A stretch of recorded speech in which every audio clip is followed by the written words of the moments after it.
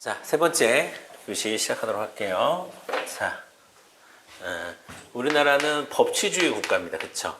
요 법을 둘러싸고 권력이 형성이 되는 건데, 자, 어떻게 형성이 되냐?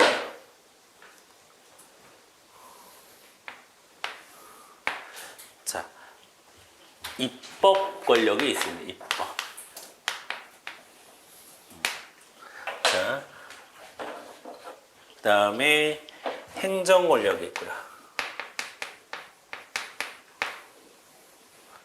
그 다음에 사법 권력이 있습니다. 그래서 이 권력은 이렇게 크게 세 가지로 나눠지는데, 자, 입법 권력은 이 법을 만드는 권력.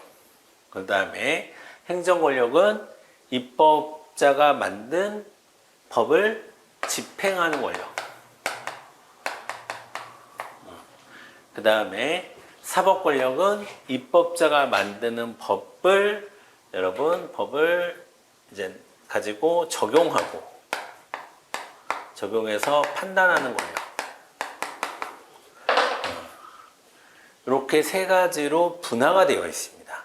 분화가 되어 있는데, 자, 우리 시험에서는요, 이 행정과 입법의 차이에 대해서 시험 문제에 나오기도 합니다.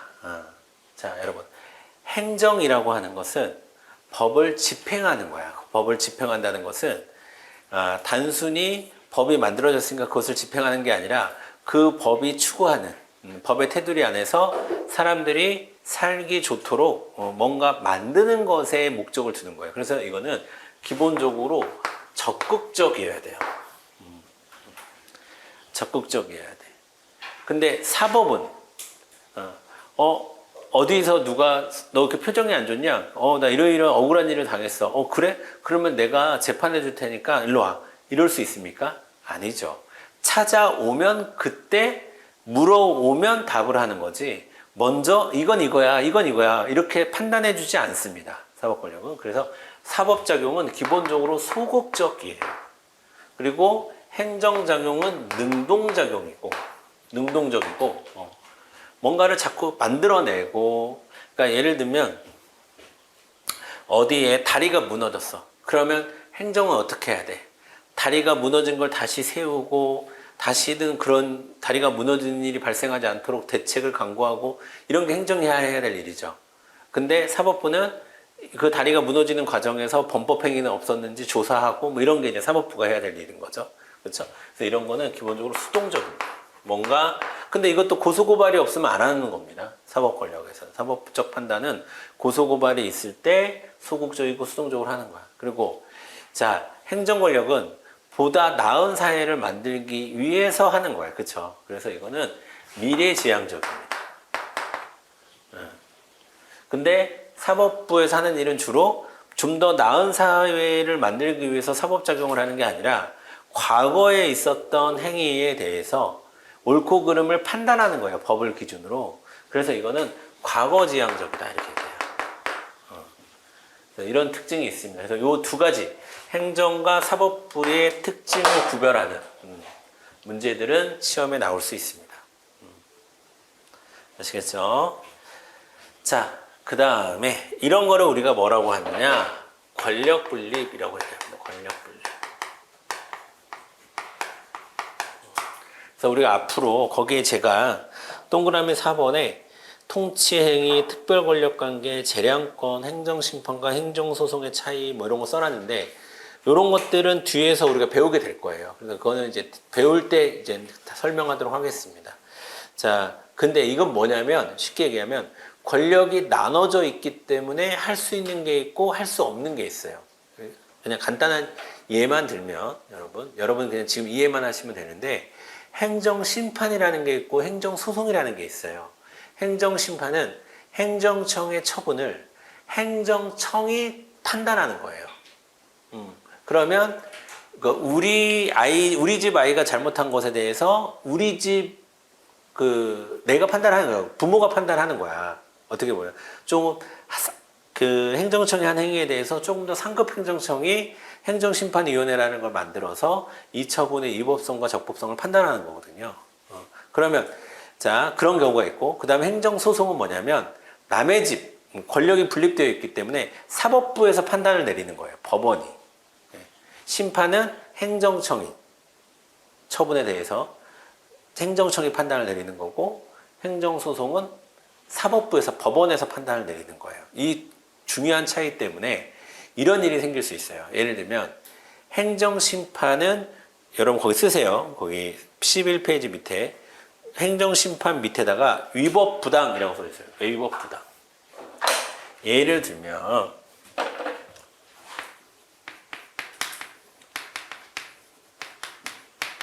행정심판은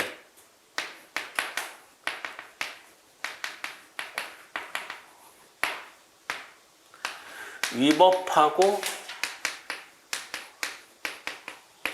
부당한 것에 대해서도 다툴 수가 있습니다. 근데 행정소송에서는 위법한 밖에 다툴 수가 없어요. 자, 예를 들면 이런 거예요. 자,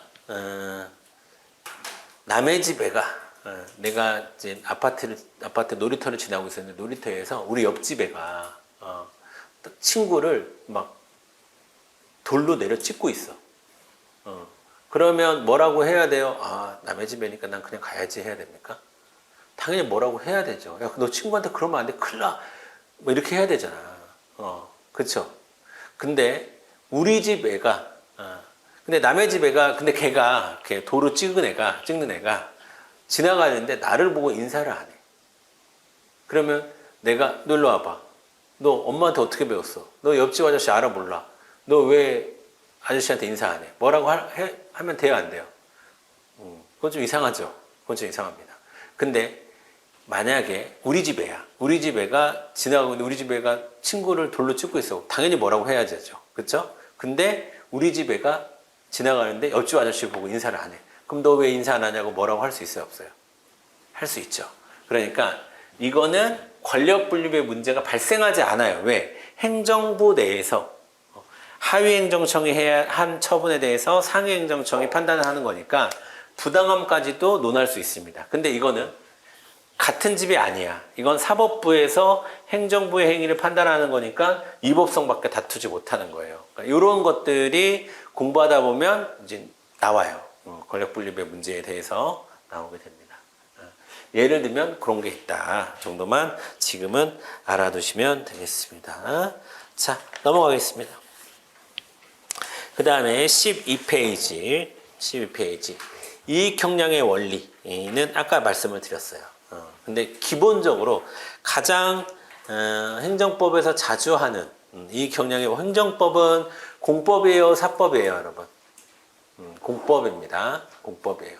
그리고 여러분 사법하고 사법은 달라.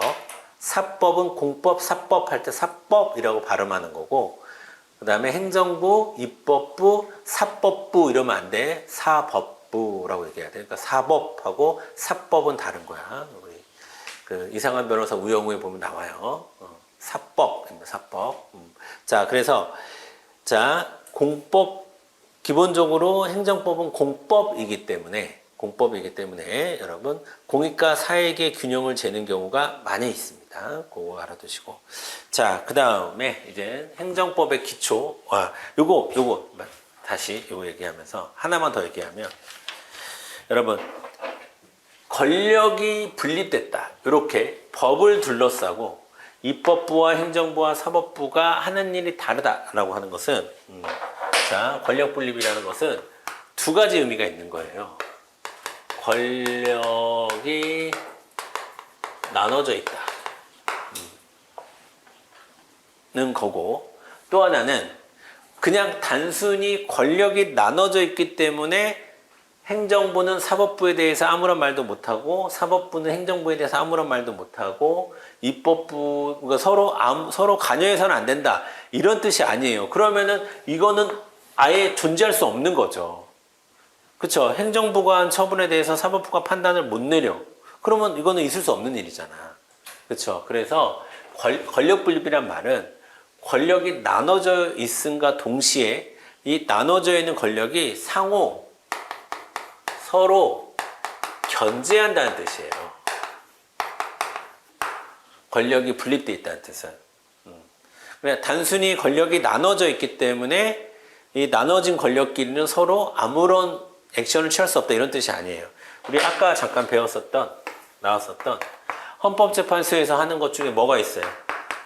위헌, 법률, 심판이라는 거 있는데 이 위헌 법률 심판을 헌법재판소에 올리는 거를 사법부에서 하는 겁니다. 자, 그러면 여러분 법률을 누가 만들어요? 입법부가 만들죠. 입법부가 만든 법률이 헌법에 위반된다라고 누가 제청을 한다고? 법원이 제청을 하는 거야. 여러분 간통죄 아시죠? 간통죄.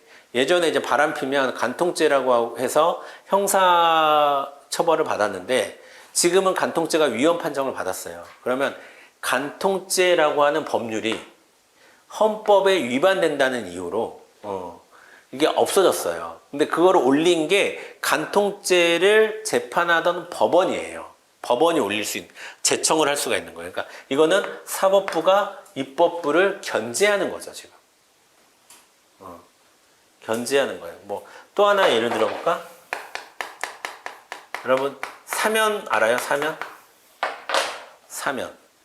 사면은 누가 하는 거예요? 대통령이 하는 겁니다. 자, 이미 형이 확정된 사람을 대통령이 풀어주는 걸 사면이라고 하는 거예요. 그러면 자, 누가 결정을 내린 거야? 사법부가 결정을 내린 거지. 근데 사법부의 결정에 대해서 누가 지금 관여를 하는 거예요?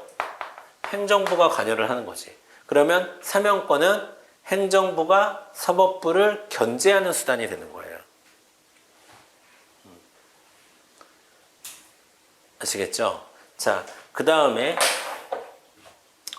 또 뭐 할까? 이런 거 하나 할까?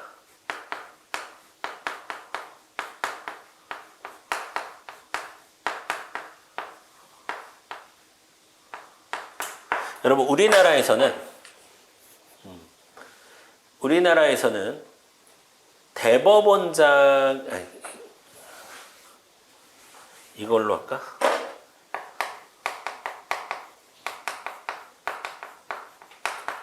자, 여러분 아까 탄핵은 누가 하는 거라고 했어요? 탄핵 심판은 헌법재판소가 한다고 그랬지. 근데 그 헌법재판소가 탄핵 심판을 하기 위해서는 국회가 탄핵 소추라는 걸 해야 돼요. 대통령에 대한 탄핵 심판을 하기 위해서는 국회가 대통령을 헌법재판소로 넘겨야 돼요. 그거를 소추라고 합니다. 근데 대통령뿐만 아니라 대법원장도 할 수 있거든요. 그러면 대법원장 탄핵 소추를 국회가 합니다. 그러면 이거는 입법부가 누구를 견제하는 거예요? 사법 권력을 견제하는 거죠. 그러니까 이런 식으로 권력 분립은 이렇게 권력이 나눠짐과 동시에 서로가 이런 식으로 견제하는 것을 통틀어 권력 분립의 원리라고 얘기를 하는 거예요. 뭔 말인지 아시겠죠? 자, 그 정도 이해하시면 될 것 같고요. 그 다음에 12페이지로 넘어가도록 하겠습니다. 행정법의 기초 보도록 할게요. 이제 행정법. 자, 여러분 행정법이 뭐냐?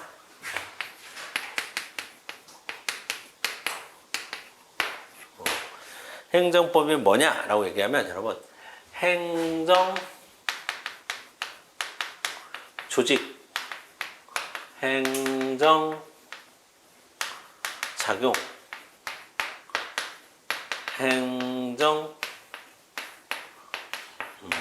구제에 관한 국내 공법이다에 관한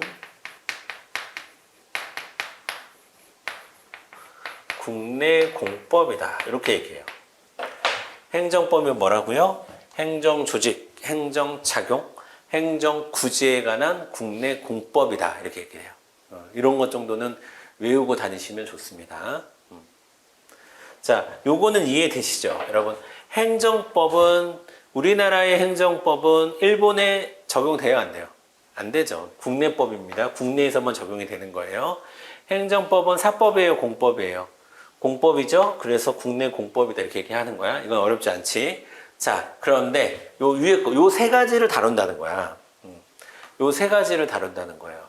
요 세 가지가 뭐냐라고 하면 행정조직이, 즉 행정주체와 행정기관이 어떻게 구성되어 있고 각각 어떤 일을 하는지를 정해놓은 것을 행정조직법이라고 얘기를 합니다.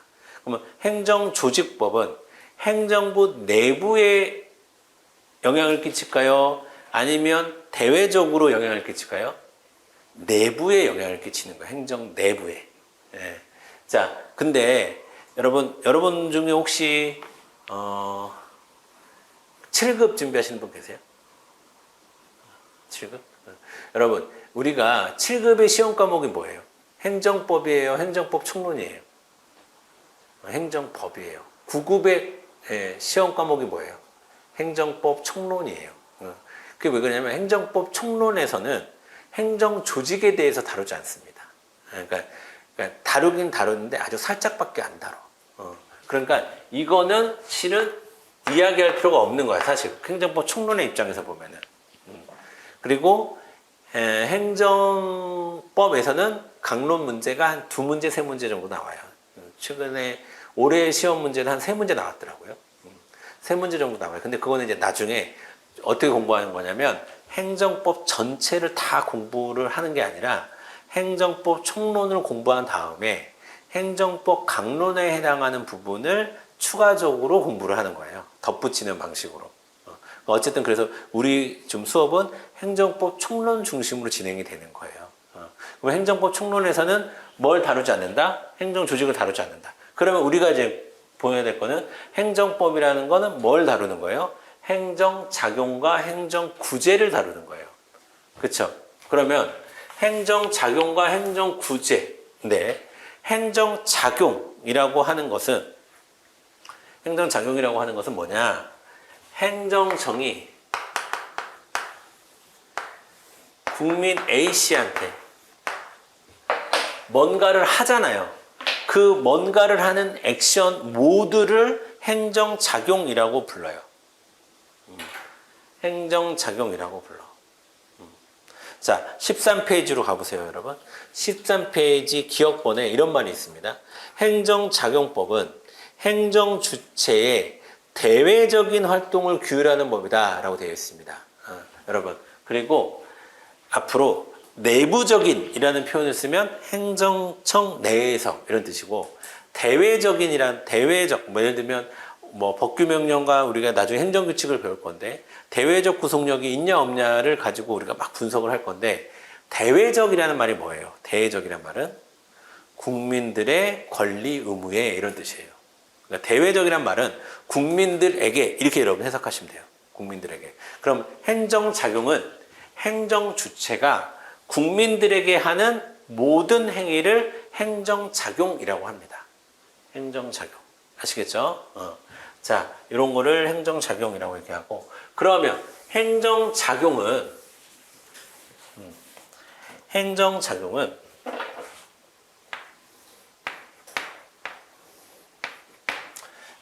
자, 그 다음에 행정구제는 뭐냐면, 행정구제는 이 A씨가 행정작용으로 인해서 억울한 일을 당하잖아요. 그걸 좀 고상한 말로 권익이 침해되잖아요. 그러면 어디로 가야 돼요? 법원으로 가야 되죠. 소송을 제기해야 되죠. 법원이나 행정심판위원회나 뭐 이런 거 해야 되잖아. 그런 거를 구제한다라고 해요. 이 행정작용으로 인해서 권익이 침해당하면 그것에 대해서 날 좀 도와주세요 라고 얘기하는 게 구제다. 구제다. 그러면 여러분, 행정작용과 행정구제는 데칼코마니 같은 거야. 그래서 이런 작용을 하면 이런 구제를 하는 거고. 그래서 이게 딱 데칼코마니처럼 딱 이렇게 연결되어 있어요. 자, 그래서 여러분 행정법 공부는요, 사실은 뒤에서부터 해도 되고 앞에서부터 해도 돼요. 이게 서로 연결되어 있는 구조입니다. 이게 모든 단원이 이렇게 연결되어 있어요. 그래서 예를 들면 요 앞에 단원, 앞에 부분에서 처분에 대해서 공부하잖아요. 그럼 똑같은 내용을 뒤에 부분에서는 소송의 대상적격이라는 이름으로 공부를 해요. 왜냐하면 소송의 대상은 처분만 되거든요. 그 항고소송의 대상은. 그러면 여기서는 처분성이 있냐 없냐를 따질 거고 여기서는 똑같은 판례를 가지고 소송의 대상이 되냐 안 되냐 이거 가지고 따질 거예요. 똑같아요. 이렇게. 앞에서는 개인적 공권에 대해서 공부를 할 거예요. 개인적 공권이 있어야 소송을 제기할 수 있는 원고가 될 수 있어요. 그러면 여기서는 개인적 공권이라는 이름으로 공부하고 뒤 소송 파트에 가면 원고적격이라는 이름으로 공부를 하게 돼요. 이게 딱 이렇게 맞아떨어져 있어요. 이런 구조입니다. 그래서 행정법은 어떤 강사 선생님들은 행정소송법부터 강의하시는 분들도 있어요. 그것도 굉장히 자연스러운 겁니다. 그리고 행정작용법부터 강의를 하든 행정소송법부터 강의하든 아무 상관이 없어요. 왜? 이 두 개가 딱 나중에서는 합체가 될 거니까. 뭔 말인지 아시겠죠? 자, 그런데 이 행정작용에서 가장 대표적인 게 뭐냐면 여러 행정작용이 있는데 그 중에 가장 대표적인 게 뭐라고? 처분이라고 하는 거야. 알겠지? 그 다음에 행정구제도 여러 가지가 있어요. 여러 가지가 있는데 그 중에 가장 대표적인 게 뭘까요? 소송이야, 소송. 소송. 여러분, 그러니까 우리 시험 문제에서 처분과 관련된 문제는 한 7, 8문제 나옵니다. 25문제 중에서. 그 다음에 이 소송과 관련된 문제는 한 8, 9문제가 나와요. 그럼 거의 처분과 소송에 관한 문제가 거의 한 60, 70%가 돼요. 전체 분량에서. 그만큼 중요한 겁니다. 처분과 소송. 어떻게 보면 처분과 소송에 대한 학문이라고 볼 수가 있어. 이 행정법은. 아시겠죠? 자, 그러면 여러분 행정작용은 주로 공익을 추구할까요? 사익을 추구할까요? 사익을 보호할 목적이 있을까요? 공익 추구가 목적일까요? 공익 추구가 목적이겠지, 이거는. 야, 세금 내 공익을 위해서. 자, 이 공익 추구가 목적이고. 그 다음에 소송에서는 공익으로 인해서 침해받은 사익을 구제하는 데 목적이 있는 거겠죠. 그래서 이거는 사익 보호성이 좀 더 강한 거예요. 이건 사익 보호의 목적이 좀 더 강한 거다. 행정 구제는. 그래서 행정법은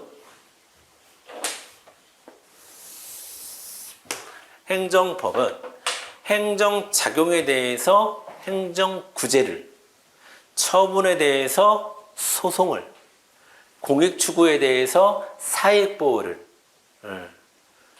주장하는 게 그거를 규정하고 있는 게 행정법이다. 이렇게 이해하시면 좀 더 쉽습니다. 행정법이라는 것은 요 위의 것에 대해서 아래 것을 추구한다. 이렇게 보시면 돼요. 위의 거를, 그러니까 요 위의 것과 아래 거를 이제 어떻게 하는 거야? 이거를 아까 얘기했듯이 저울로 재는 게 행정법이다. 이렇게 이해하시면 돼요. 행정작용과 행정구제를 이익형량하고 처분과 소송의 과정에서는 공익과 사익을 이익형량하고 이런 것들이 곧 행정법이다. 이렇게 보시면 되겠습니다.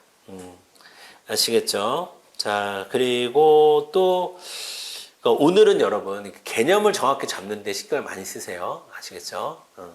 자, 그 다음에 이제 행정쟁송에서 동그라미 2번에 행정쟁송에서 행정구제라는 말이 나오는데요. 자, 여러분 일단 행정구제는 이것도 여러분이 정확히 좀 이해를 하셔야 되는데, 자, 행정구제는 크게 두 가지가 있어요. 하나는 존속보장이라는 게 있어요. 또 하나는 가치보장.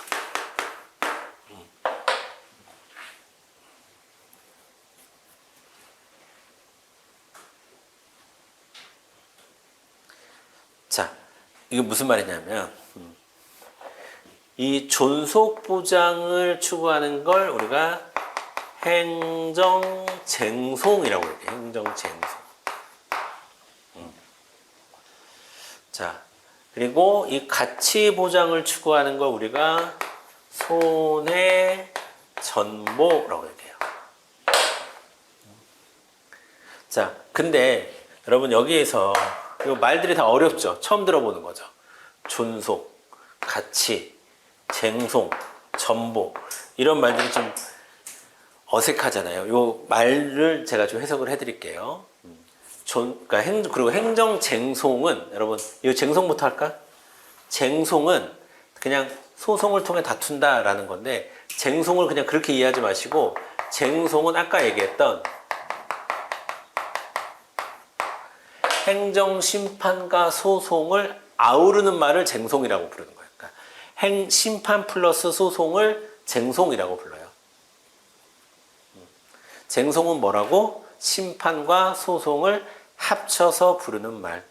이렇게 이해하시면 됩니다. 그러니까 어쨌든 이거는 위법성 여부를 다투는 거예요. 위법성 여부를 다투는 건데 그런 걸 다툰다. 그래서 쟁송, 소송을 통해 다투는 건데 그렇게 이해하지 마시고 심판과 소송이라는 방식을 다 아울러서 쟁송이라고 한다. 이렇게 이해하시면 좀 더 이해하기 편합니다. 그러면 존속이라는 표현을 어떻게 알아두시냐면 자, 예를 들면 내가 어떤 영업행위를 하고 있었어. 식당을 하고 있었는데 행정청에서 나한테 영업 취소 처분을 내렸어. 그러면 영업 취소 처분을 내렸을 때 영업 취소 처분이 내려져서 나한테 1,000만 원의 손해가 발생했어. 그러면 나의 목적은 그 영업 취소 처분 부당하게 근데 이 영업 취소 처분은 위법한 영업 취소야. 위법하다고 나는 판단을 해. 그러면 나는 억울하지. 그러면 나는 억울했을 때 내가 액션을 취하는 건 두 가지라는 거야.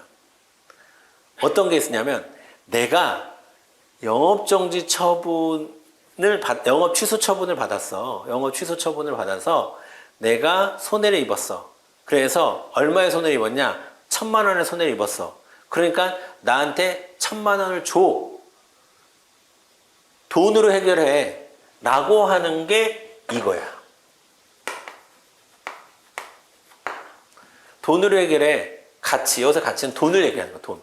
야, 내가 1,000만 원의 손해를 입었거든. 네가 영업 취소 처분을 하는 바람에 내가 1,000만 원의 손해를 입었어. 그러니까 나한테 1,000만 원 줘. 이렇게 할 수도 있고. 또 야, 너 위법한 영업 취소 처분 지금 빨리 없애. 이것도 내가 원할 수 있죠. 지금 빨리 없애야 내가 영업을 할 거 아니야. 야, 영업 취소 처분 없애줘. 그래서 나의 영업을 하고 있었던 나의 권리를 계속해서 존재할 수 있게 해줘. 그 방법은 내가 1,000만 원을 받는 게 중요한 게 아니라 그 처분을 없애는 게 중요한 거죠. 그런 거를 존속보장이라고 얘기하는 거야. 그러면 내가 심판이나 소송을 통해서는 어떠한 처분이 위법하니까 그거 없애! 취소해줘! 무효 확인해줘! 이런 걸 하는 게 행정쟁송이에요. 그런 식의 보장을 존속보장이라고. 존속보장이라는 것은 권리를 계속해서 존재하게 해주기 위한 목적이 있는 거고, 이거는 그것과는 무관하게 내가 입은 손해를 돈으로 메꿔줘. 여기서 전보라는 말이 메꿔주다 이런 뜻이에요. 메꿔주다. 내가 어떤 길을 가다가 어떤 구덩이가 파여 있어. 그 구덩이를 메꿔주는 걸 전보한다 이렇게 얘기하는 거예요. 전보한다. 뭔 말인지 알겠죠? 그러면 손해가 발생했으니까 손해를 메꿔줘. 이거는 나의 권리를 계속 이어줘. 계속 보장해줘. 이어서 보장해줘. 이런 뜻이야. 아시겠죠? 자, 그런 존속보장과 가치보장. 은 그런 뜻이니까 읽어보시면 여러분 이제 이해가 되실 거고. 되셨죠? 자, 그 다음에 또 여러분들이 또 알아야 될 개념이 있어요. 바로 법원이라는 개념입니다. 법원. 이 법원은 자, 법이 한문으로 이렇게 쓸 거예요. 법원 이렇게 쓰는 거야. 이 원자는 무슨 원자냐면 학원, 병원 할 때 그 원자야.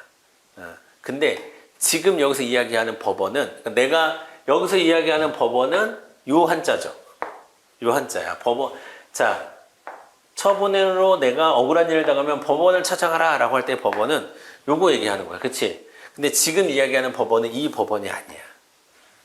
뭐 어떤 한자를 어떻게 쓰냐면 이렇게 써요. 이렇게. 법원 이렇게 써요. 그러면 이 지금 제가 얘기하는 법원은 뭐냐면 법의 판단 근거, 즉 법의 원류, 법의 뿌리, 뭐 이런 식으로 해석하시면 돼요. 법원은 존재 형식, 뭐 인식 근거, 뭐 이렇게 얘기하는데 이거 근데 왜 우리는 법원에 대해서 이야기를 해야 되냐? 이게 중요한 사실이에요. 왜 우리는 법원에 대해서 얘기하냐? 여러분. 민법은 법전이 있어요, 없어요? 있어. 그래서 민법 몇 조 몇 항에 따라 이렇게 얘기해요. 형법은 법전이 있어요, 없어요? 있어. 형법 몇 조 몇 항 이런 게 있어. 헌법은 법전이 있어요, 없어요? 있어. 헌법 몇 조 몇 항에 따라 이렇게 얘기해요. 행정법은 법전이 있어요, 없어요? 행정법 몇 조 몇 항에 따라 이런 거 있어요, 없어요? 없어요. 속았죠, 여러분?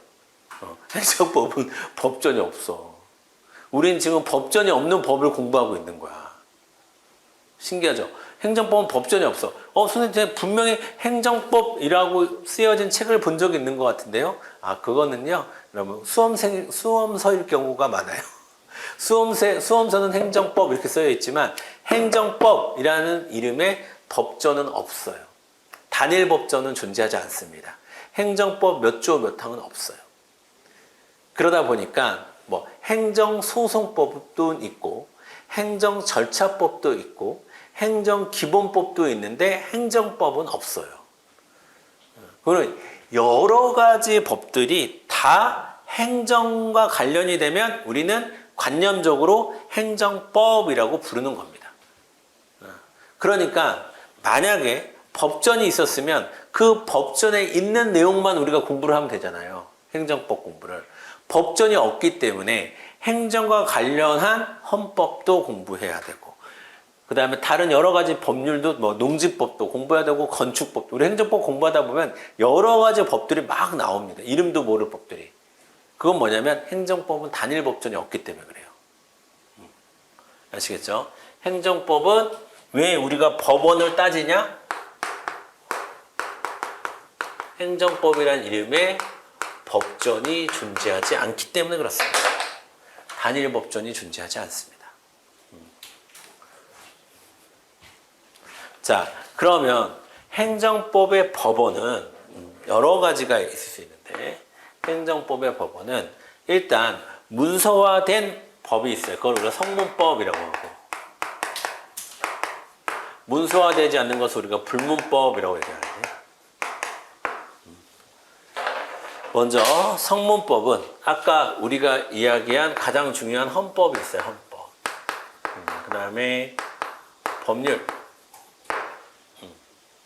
자, 그 다음에 여러분 명령. 뭐 이런 것들이 있습니다. 이런 것들이 성문화된 법이에요. 뭐 또 여기에서 좀 중요한 게 아까 우리 배웠었던 뭐 조약. 조약도 행정법의 근거가 될 수 있어요. 아시겠죠? 그 다음에 불문법으로는 뭐가 있냐? 관습법. 그 다음에 판례법. 그 다음에 법적 상식. 여러분, 법적 상식, 이치. 사람이 사람을 때리면 돼야 안 돼요. 그래서 내가 여러분 남의 눈에 피 흘리게 하면 내 눈에도 피가 흘리죠. 피가 나죠. 그리고 내가 뭐 다른 사람에게 해를 끼치면 안 된다. 뭐 이런 거 있잖아요. 우리 부모님들이 우리가 어렸을 때부터 야 절대 그러면 안 된다 라고 이야기하는 그런 법적 상식 이런 것들 이치 어떤 이치 이런 것들을 우리가 뭐라고 부르냐면 조리라고 해요. 조리. 법적으로 해석 가능한 상식을 조리라고 하는 거예요. 그러니까 법에 명시되어 있지 않아. 불문법이니까. 근데 사람들이 생각하는 어떤 이치, 상식, 이런 것들을 조리라고 표현해요. 그래서 여러분 앞으로 뭐 조리상 권리가 있다라고 보면 이치적으로 상식적으로 권리가 있다 이런 뜻이에요. 자, 이렇게 표현이 될 수 있습니다. 자, 근데 여기에서 여러분 여기에서 요 헌법에 대해서 아까 얘기했고 법률이 있는데 법률은 엄청 많겠지. 엄청 많아. 그러니까 우리가 이제 행정법을 공부해서 진짜 여러 가지 법을 공부하게 돼요. 여러 가지 공부하게 되는데, 자, 미리 말씀드리면 이 법률 중에서 행정법의 법원이 되는 법률 중에서 제일 중요한 거 세 가지는 알고 있어야 돼요. 자, 그게 뭐냐면 행정 기본법이라는 게 있습니다. 우리 시험에도 가장 많이 나오는 행정기본법이라는 게 있어요. 행정기본법. 행정법의 가장 베이스, 기본이 되는 법이에요. 그 다음에 행정절차법. 이런 게 있어요. 그 다음에 행정소송법.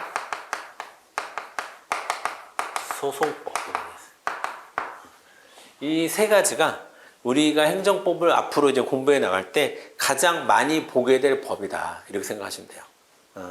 자, 어떻게 이해하시면 되냐면 이 전체의 바닥, 기초공사가 행정기본법이고요. 그 다음에 행정작용을 할 때 어떻게 해야 된다? 행정절차법이에요. 행정구제의 가장 핵심적인 법은 뭐예요? 행정구제와 관련된 거는 행정소송법이고요. 뭔 말인지 알겠죠? 그래서 이거는 행정작용과 관련된 법. 이거는 행정구제에서 가장 대표적인 법. 이거 말고도 여러 가지 법이 있어요. 뭐 손실보상법, 손해배상법, 뭐 여러 가지 법이 있는데 가장 대표적인 거는 요 세 가지 정도는 알아두고 갑시다. 라는 차원에서 말씀을 드리는 겁니다. 되셨죠? 넘어가고요. 그 다음에 오늘 이 책에는 있는데 제가 수업 시간에 거론하지 않은 것은 여러분 예를 들면 지금 14페이지 뺀 이후에 법령 등이라는 표현이 있는데 그것에 대해서는 나중에 조만간 만나게 될 거예요. 그러니까 지금 전체적인 책의 구성상 제가 이제 넣어놨는데 제가 해보니까 지금 공부하는 것보다는 어느 정도 기초 지식이 쌓인 다음에 공부하는 게 나을 것 같으니까 넘어가는 거니까 여러분 복습할 때도 크게 신경 쓰지 않으셔도 됩니다. 100% 뒤에 또 나올 내용들입니다. 아까 통치행위 같은 것도 그냥 넘어갔잖아요. 그건 100% 뒤에 또 나오는 내용들입니다. 그러니까 너무 불안해하지 마시고 제가 오늘 얘기한 부분만 체크하고 복습하시면 되겠습니다. 자, 그 다음에 공법관계, 사법관계는 아까 대략 이야기를 했는데 자, 조금만 더 자세히 좀 깊이 조금만 더 들어가 보면은 자, 권리 의무에 영향을 주는 관계를 뭐라고 해요? 네 글자로 사실관계가 아니라 법률관계라고 얘기해요. 법률관계라고 얘기하고 그 다음에 법률관계인데 그 한쪽 당사자가 행정이면 우리가 그거를 행정상 법률관계라고 얘기합니다. 자, 행정상 법률관계 무슨 뜻이라고? 권리 의무의 한쪽 당사자가 행정일 때 행정상 법률관계라고 하는 거예요. 행정상 법률관계는 공법관계일 것 같으세요? 사법관계일 것 같으세요?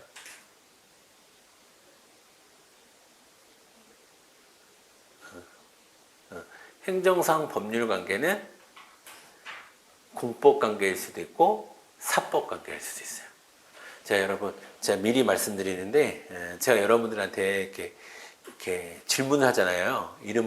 뭔가 질문을 하면은 근데 미리 팁을 좀 드리면 둘 다 답이 아니거나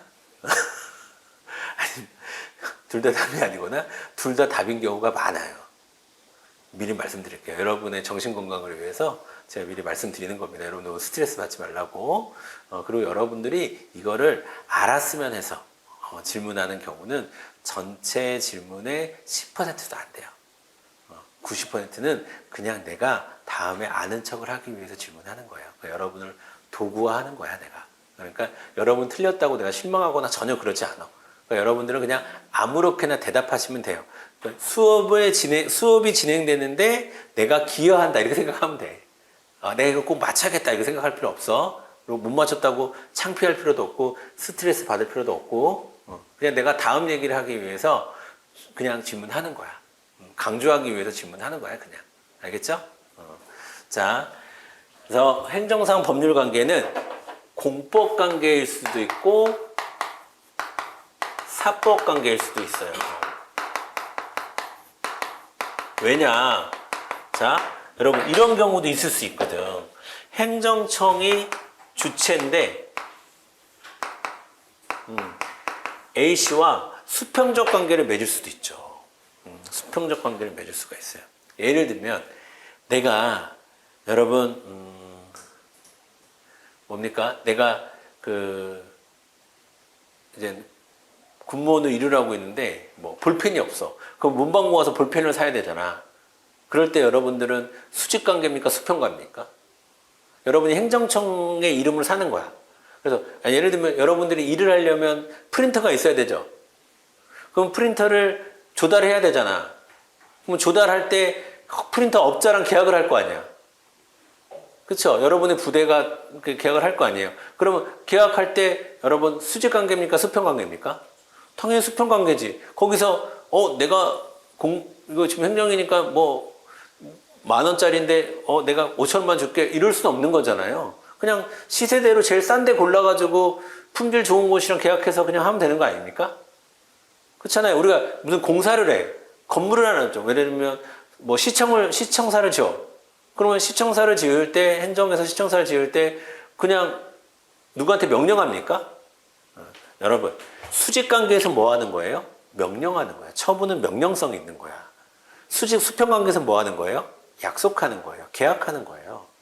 그러면 그 주체가 행정이라 하더라도 어떨 때는 수직적인 뭐 조세부가나 병역처분이나 이런 거 하겠지만 또 어떨 때는 수평관계에서도 행위를 할 수가 있잖아요. 그런 걸 우리가 사법관계라고 보는 거예요. 아시겠죠? 그럼 이거는 공법관계는 여러분 근데 공법관계가 여기서 그럼 약간 헷갈릴 텐데 약간 어려운 게 공법관계 그 두 가지가 있어요. 하나는 권력관계라는 게 있어. 또 하나는 관리관계라는 게 있어. 근데 모두 공법적 효과를 내긴 해.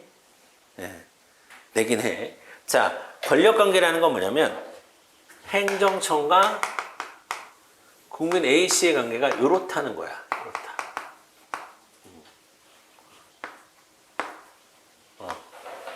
근데 관리관계는 뭐냐면 관리관계는 완전히 수직적이지도 않고 완전히 수평적이지도 않은 모든 관계를 관리관계라고 얘기합니다. 관리관계. 여러분 도서관 아시죠? 도서관. 도서관. 여러분 도서관은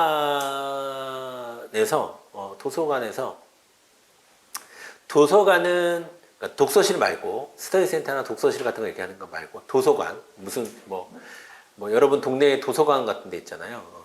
도서관. 내가 얼마 전에 평택 그러니까 동탄인가 어디 갔는데 거기서 경기도서관이라는 데 있더라고. 와 깜짝 놀라서 엄청 좋더라. 되게 좋아요. 그냥 뭐라 그럴까 도서관은 내 고정관념에 의해서 도서관은 그냥 책 읽는 공간인데 경기도서관을 가니까 이거는 그 정도가 아니라 어떤 문화복합센터 같은 느낌?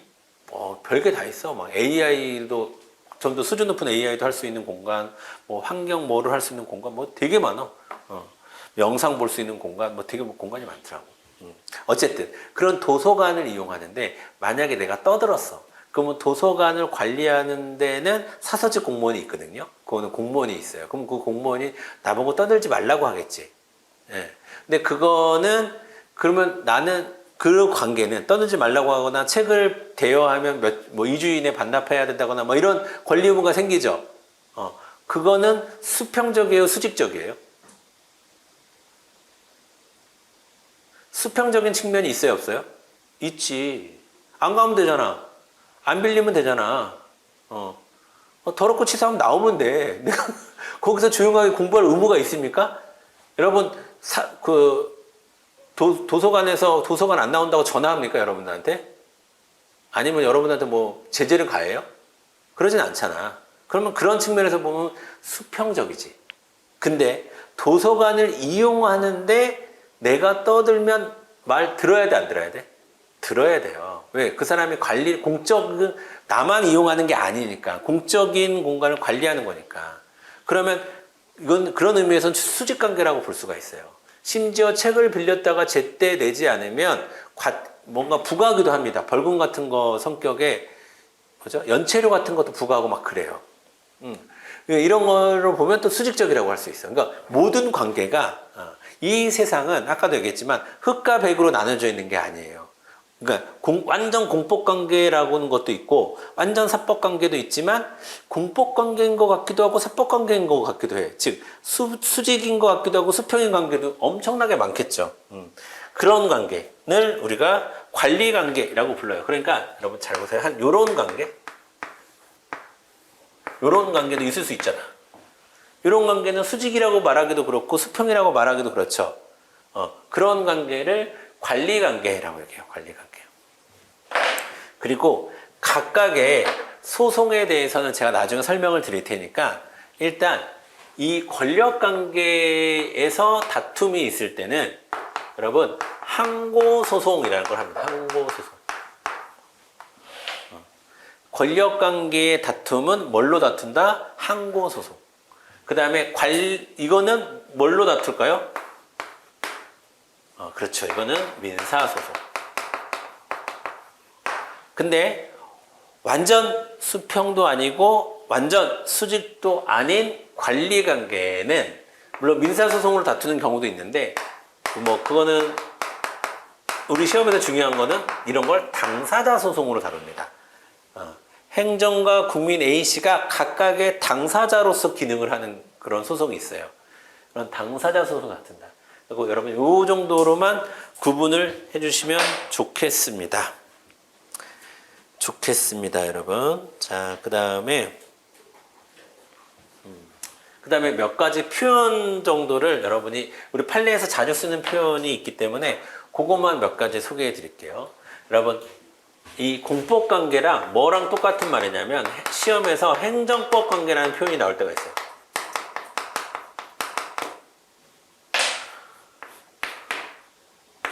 자, 여러분 행정법은 공법이에요, 사법이에요?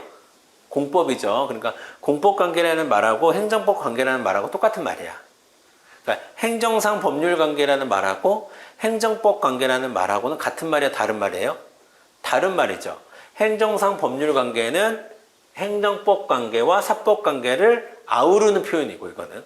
그렇죠? 행정법 관계는 그 중에서 수직적인 관계만 행정법 관계라고 부르는 거예요. 오해하지 마시고. 그 다음에 이때에 얘를 이 권력관계에서 이 행정청을 이렇게 표현합니다. 우월한 지위에 있다라고 얘기해요.